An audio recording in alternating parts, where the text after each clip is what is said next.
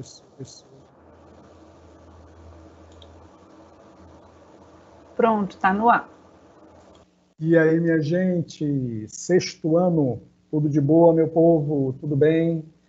Olha aí, minha gente, ó, mais uma aula aqui de ensino religioso para a gente poder refletir um pouco sobre diálogo, né?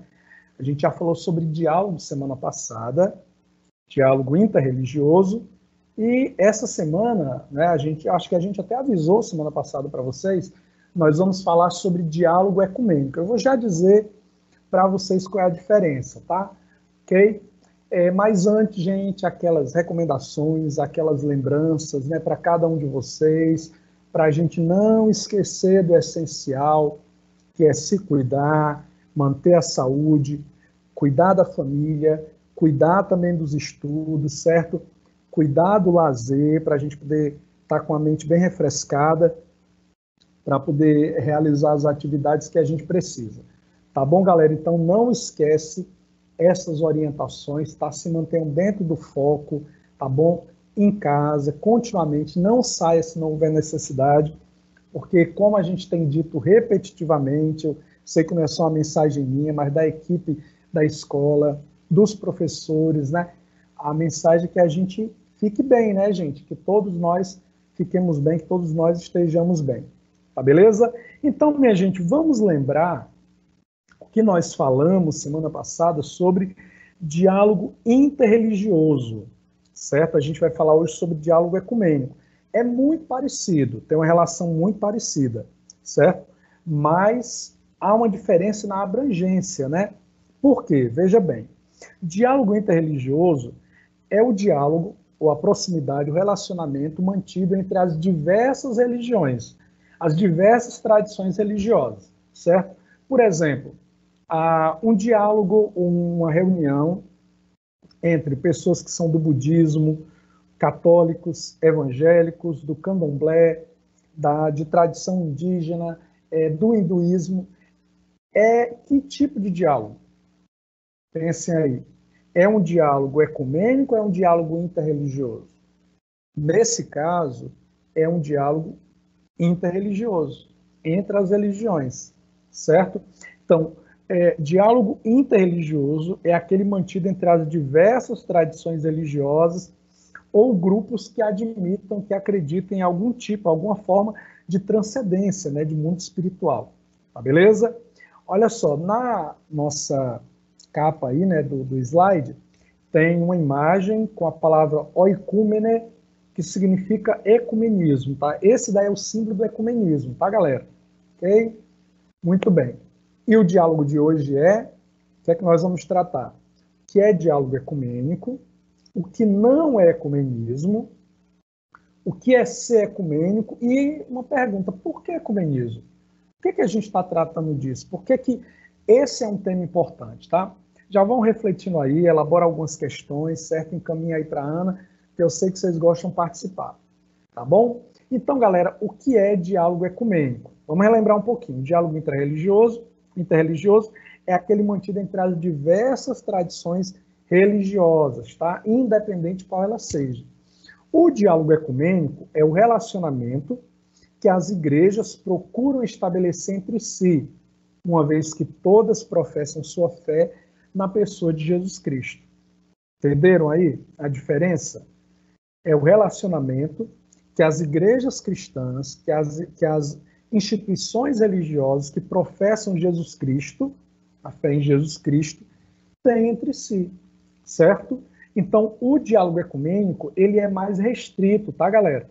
Certo? Inclusive, a gente tem uma imagem aí, chamada Última Ceia Ecumênica, né, do Guido Mondin. Essa imagem vai aparecer lá na atividade que a gente encaminhou para vocês, que tem aí como proeminente, né, a imagem proeminente nessa obra é a de Jesus, né, está aí no meio, digamos assim, com a luz reluzente, né, com a auréola sobre a cabeça, e as pessoas aí próximas, né, vocês percebem que eles têm roupas diferentes.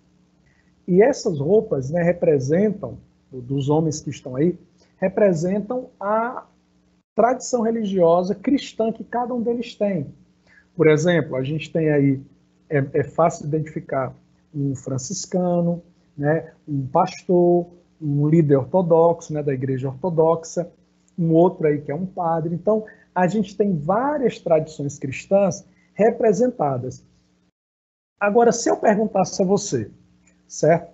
Se a gente tivesse aí na imagem Jesus, Buda, Confúcio, né, que são líderes religiosos, e tivessem representantes da religião indígena, da religião cristã, da religião hinduísta, do candomblé e tal, seria um diálogo ecumênico? Ou a gente podia chamar de a última ceia ecumênica? Não. Por quê? Porque nós teríamos representantes de tradições religiosas que não são cristãs, certo? A gente podia até chamar de a última ceia interreligiosa. Por quê? Porque diálogo interreligioso é aquele que abrange toda e qualquer tradição religiosa.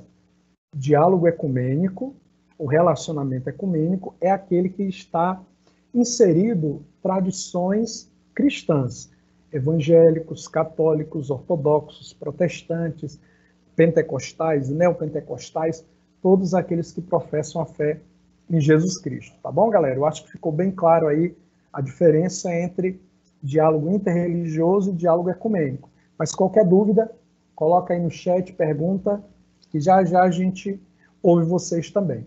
Galera, olha, algumas pessoas falam do tema do ecumenismo, né, com certo receio, tipo, que negócio é esse? As igrejas estarem reunidas, unidas e tal, né? Isso tem algum sentido e tudo, né? Para que isso, etc. Então, muita gente olha e até supõe que ecumenismo é formar uma poderosa igreja, uma grande, poderosa igreja. Como a gente vê aí na imagem, né? O cara tirando a camisa, né? Mostrando um emblema aí do Superman, nesse caso seria super cristão ou super igreja, né? Para representar exatamente essa falsa ideia sobre o ecumenismo. Tá? Então a gente resolveu colocar aí como ponto, né, o que não é ecumenismo. Então, o que não é ecumenismo? Ecumenismo não é reunir todos os cristãos em uma única igreja e formar uma super igreja como a imagem propõe, certo? Então, não é juntar todo mundo numa única denominação cristã.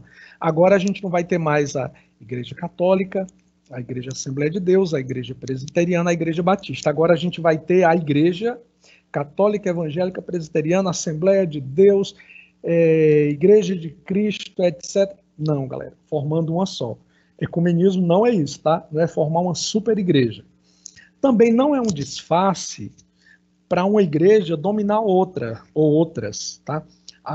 Esse negócio de ecumenismo é uma história para que uma única igreja, a maior igreja, esteja dominando as demais. Isso também não tem nada a ver com ecumenismo, é uma falsa ideia de ecumenismo. Galera, uma outra coisa que não é ecumenismo, não é concordar em tudo e fingir as diferenças, de forma alguma, tá?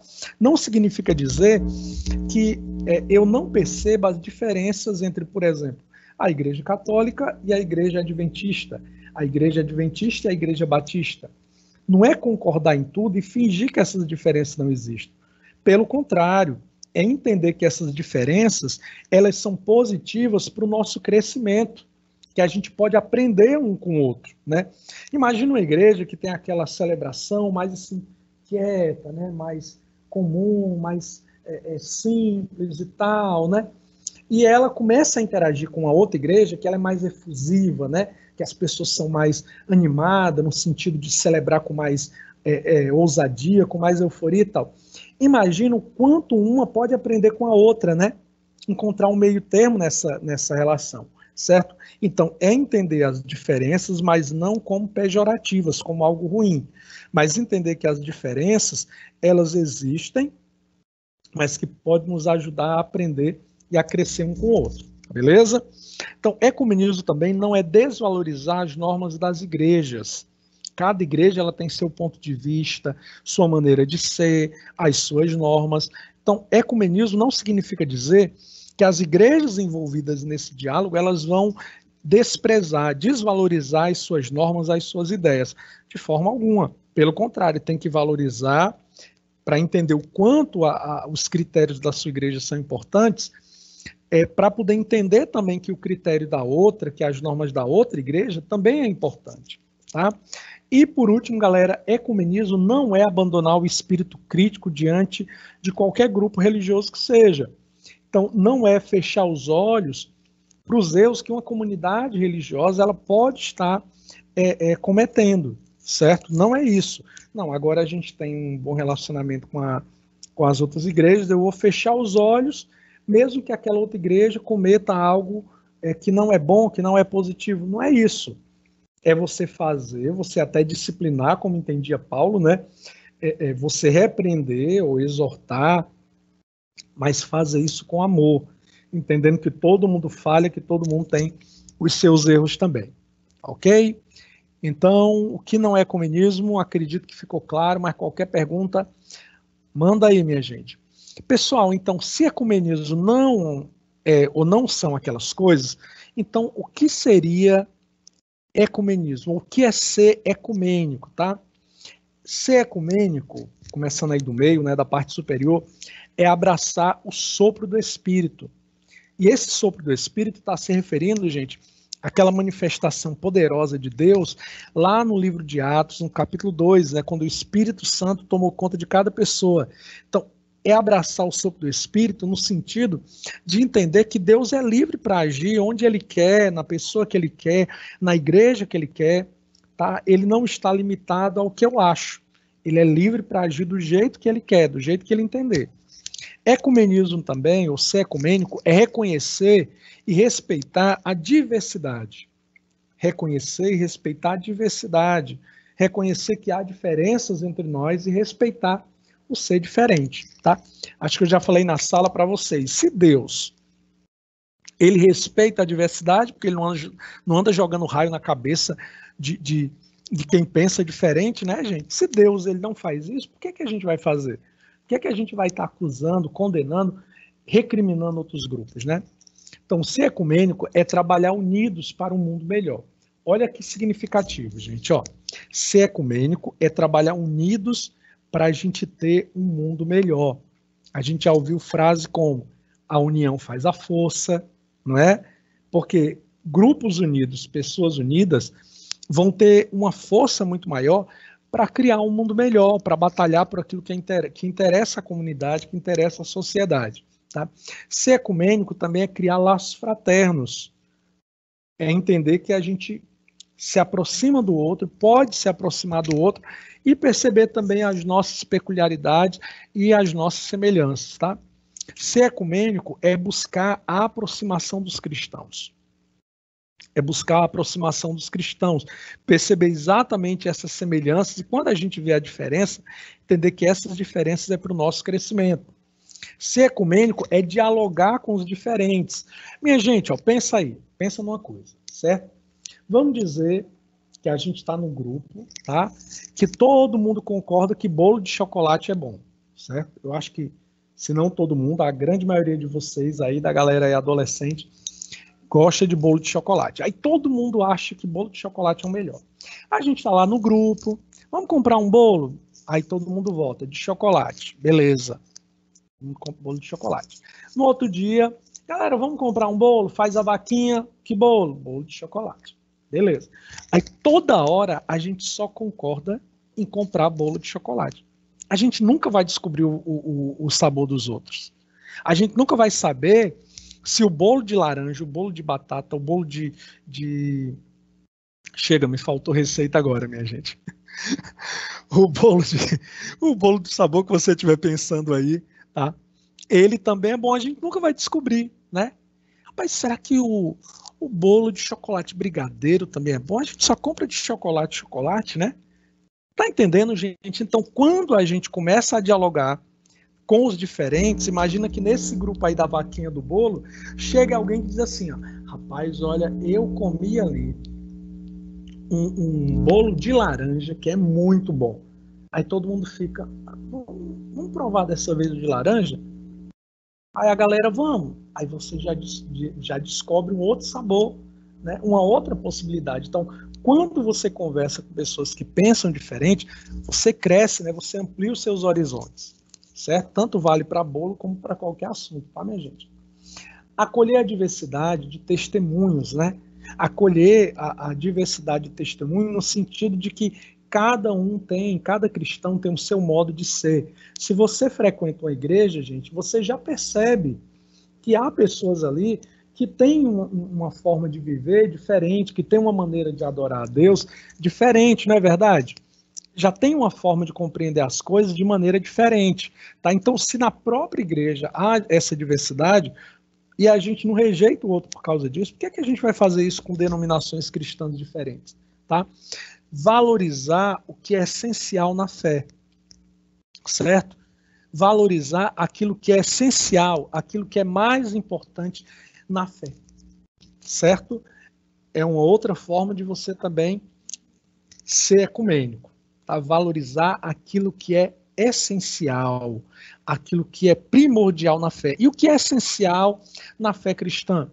A pessoa de Jesus Cristo, entender a obra que ele fez, que a salvação é uma ação de Deus, valorizar aquilo que é essencial, porque o que é secundário, a maneira de adorar a Deus, por exemplo, um é mais tranquilo, mais introspectivo, outro é mais efusivo, tal. Isso, galera, é secundário, né? Porque cada um tem a sua forma, mas o que é essencial para a fé cristã é a pessoa de Jesus, tá bom? Ok? Antes da gente passar, deixa eu perguntar aí. A gente lançou pergunta para vocês, né? Deixou à vontade. Ana, galera, tem alguma pergunta? A gente ouviu. Sim, Evaldo. O Gabriel Ximenes está perguntando o que é um espírito crítico. Ah, valeu, Gabriel Ximenes. Muito bem. Espírito crítico, Gabriel, é a gente olhar para uma situação ou para alguém e fazer uma análise, né? Certo? Vamos pensar aí. Vamos pensar que eu chego lá na sua casa com uma camisa com um botão, tá, fora da casa, o botão errado. Aí minha camisa, você deve imaginar como é que fica, né? Minha camisa lá toda com botão fica toda torta, né? Porque tá um botão errado. Então, o espírito crítico vai fazer com que você olhe e diz assim, Evaldo, né, tio, o seu botão aí tá errado. E você vai me ajudar, não é? Porque imagina quantas pessoas riram de mim, né, ou observaram e comentaram o botão que estava na casa errada lá, né, na minha camisa, do momento que eu saio de casa até chegar na sua casa, Gabriel. Tá? Então, o seu espírito crítico vai fazer com que eu não mantenha aquele erro, né? Vai fazer com que eu olhe para ali e conserte, ajeite lá o botão e fique a camisa toda bonitinha, tal. Eu fico todo elegante, certo? Então, o espírito crítico é perceber, mas criticar ou fazer algo para o bem, né? Aí eu não quero que o tio passe por ridículo aí no meio do mundo, né? Fique andando por aí com a camisa errada, tal. O pessoal ria dele, eu fico comentando dele. Eu quero que ele ande bem direitinho. Então, o seu espírito crítico, para o meu bem, vai fazer com que você me ajude a consertar esse erro, certo? Então, espírito crítico é nesse sentido, de perceber as coisas, fazer uma análise e aí usar um argumento. Mais alguma, Ana? Não, Evaldo, pode seguir. Beleza, valeu, Gabriel, pela pergunta. Então, galera, o nosso último ponto, né? Por que ecumenismo? Por que a gente deve refletir sobre o ecumenismo, galera, e até estimular essa prática na vida da gente, né? Primeiro, porque Jesus pediu, mas rapaz, o dono da igreja, o senhor da igreja pediu, né? E eu não vou atender. Jesus lá em João capítulo 17, versículo 21, na verdade o capítulo 17 todo de João é uma oração de Jesus, né? Ele ora ao Pai, por ele, pelo relacionamento dele com o Pai, e depois pelo relacionamento dele com os discípulos. E ele pede ao Pai que os discípulos dele, né, independente de quem era, se era Pedro, se era João, se era Filipe, Tiago, etc., independente, eles vivessem em unidade. Eu acredito que é o mesmo pedido de Jesus, né? O pedido de Jesus é para que nós, independente da igreja que a gente professe, que a gente frequente, a gente vive em unidade com os nossos irmãos da própria denominação e de outras também, tá? Então, Jesus pediu pela unidade entre os cristãos. Então, esse já seria motivo. A gente podia até tirar os outros aí, né? Já seria motivo suficiente para a gente procurar viver unido uns com os outros. Segundo, agressão é um mau testemunho. Eu já ouvi, infelizmente, pessoas dizendo assim, mas Evaldo, como é que o pessoal aí que é de igreja tal fala mal, né, um do outro, e às vezes fica dizendo que o outro está errado, se só existe um Deus, se eles falam do mesmo Jesus. Não é estranho, gente? A gente fica pensando, né? Realmente por quê? Então, a agressão é um mau testemunho, faz com que as pessoas olhem para aqueles que professam a fé cristã e fiquem com a pulga atrás da orelha, né?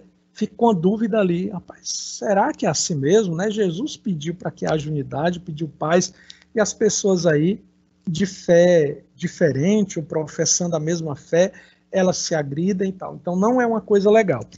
Outro motivo, galera, por que o ecumenismo tem que ser uma opção? Porque o mundo precisa de paz.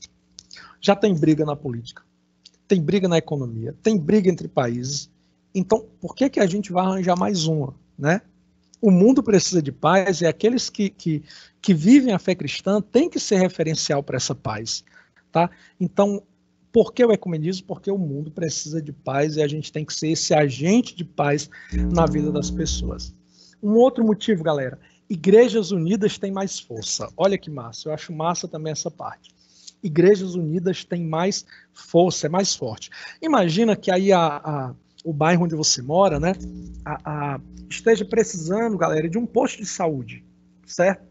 Aí um líder religioso lá de um determinado grupo resolve começar uma campanha por um posto. Só que vai ele e mais 30 pessoas da igreja dele. Vai ter uma referência muito boa, tá? E aí as autoridades vão ver aquilo, o pessoal vai lá na Secretaria de Saúde aqui de Fortaleza e diz, olha, o meu bairro está precisando de um posto, né? Lá não tem, então o que tem lá não está legal e tal, precisa melhorar. Aí o pessoal olha, tá bom, vou ver. 30 pessoas estão lá. Agora imagina que todos os grupos religiosos que estão aí, vai visualizando aí, galera. Todos os grupos religiosos, as igrejas que tem aí se unam e fazem isso. Agora não são mais 30 de uma igreja. Vamos dizer que agora são 500 pessoas de 10, 15, 20 denominações religiosas que tem aí. São 20, ou são 500 pessoas, são 20 líderes religiosos. Estão entendendo, gente, a força agora que isso tem? Né?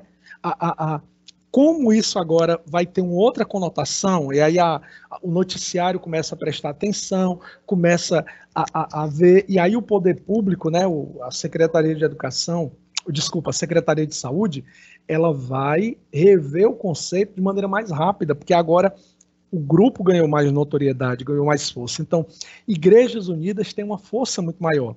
É por isso que há aqueles grupos que nós mencionamos, né, na semana passada, o CONIC, o CMI, né, o CONIC, que é o CMI, que é o Conselho Mundial de Igrejas, certo?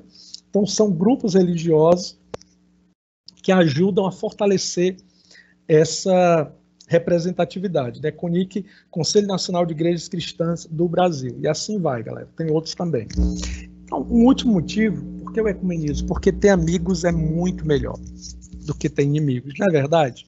Ter amigo faz com que você ande mais livre, mais tranquilo, mais em paz, faz com que você se sinta mais amparado, né?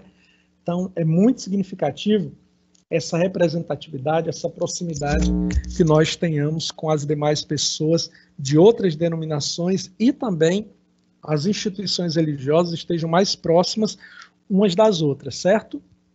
Ok? Galera, muito bem.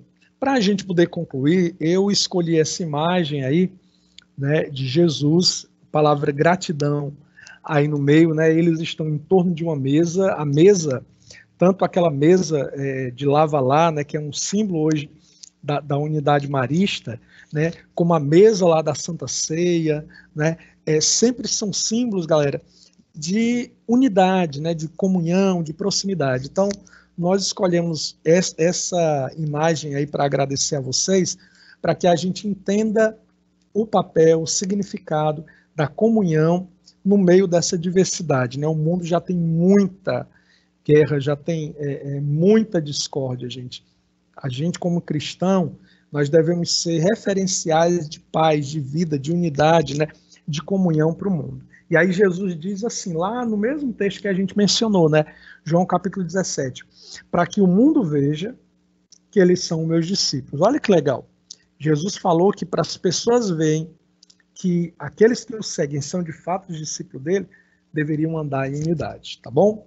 Valeu, galera, gratidão, minha gente. Se tiver algum questionamento, alguma pergunta, a atividade vai dentro desse tema, algumas imagens aí que vocês viram, né, que a gente tratou, vai estar lá na atividade, com certeza você já vai responder direto, tá bom? Abração, gente.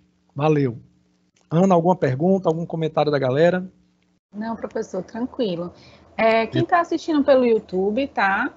O código dessa aula é 6RN05. 6RN05. Posso encerrar, Evaldo? Pode sim, Ana. Abração, gente. Valeu.